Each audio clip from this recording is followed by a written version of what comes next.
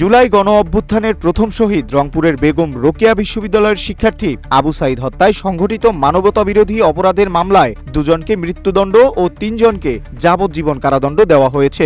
বাকি 25 জনকে বিভিন্ন মেয়াদে সাজা দেওয়া হয়েছে।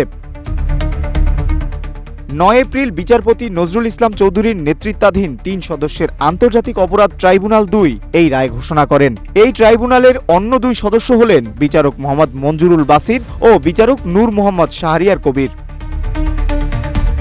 আবু সাঈদকে সরাসরি গুলি করা সেই 2 পুলিশ সদস্য এসআই আমির হোসেন এবং কনস্টেবল সুজন চন্দ্র রায়কে দেওয়া হয়েছে সর্বোচ্চ সাজা মৃত্যুদণ্ড।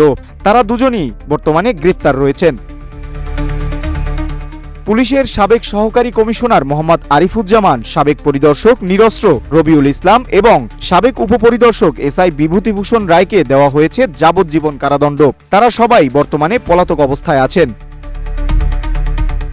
এছাড়াও এই মামলার বাকি 25 আসামিদের বিভিন্ন মেয়াদে সাজা দেওয়া হয়েছে। এর মধ্যে বেগম রোকেয়া বিশ্ববিদ্যালয়ের সাবেক উপাচার্য মোহাম্মদ হাসিবুর রশিদ, গণিত বিভাগের সাবেক সহযোগী অধ্যাপক মোহাম্মদ মশিউর রহমান এবং লোক প্রশাসন বিভাগের সাবেক সহযোগী অধ্যাপক আসাদুজ্জামান মণ্ডলকে 10 বছর করে সশ্রম কারাদণ্ড দেওয়া হয়েছে। তারা 3 জনই বর্তমানে পলাতক আছেন। বিশ্ববিদ্যালয়টির সাবেক সহকারী রেজিস্ট্রার রাফিউল হাসান রাসেলকে 5 বছর সশ্রম কারাদণ্ড এবং সাবেক সহকারী রেজিস্ট্রার মোহাম্মদ হাফিজুর রহমানকে 3 বছরের সশ্রম কারাদণ্ড দেওয়া হয়েছে। এর মধ্যে রাফিউল গ্রেফতার আছেন। হাফিজুর রহমান বর্তমানে পলাতক।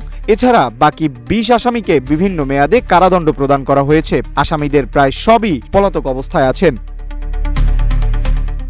উল্লেখ্য, 2024 সালের 16 জুলাই রংপুরে বৈষম্য বিরোধী ছাত্র আন্দোলনের সময় আবু সাঈদ গুলিবিদ্ধ হয়ে নিহত হন। তার মৃত্যুর একটি ভিডিও সামাজিক যোগাযোগ মাধ্যমে ছড়িয়ে পড়লে দেশজুড়ে তীব্র প্রতিক্রিয়া সৃষ্টি হয় এবং আন্দোলন আরও বেগবান হয়। ভিডিওতে দেখা যায় তিনি 2 হাত প্রসারিত করে সড়কে দাঁড়িয়ে আছেন এবং পুলিশ তাকে লক্ষ্য করে গুলি করছে।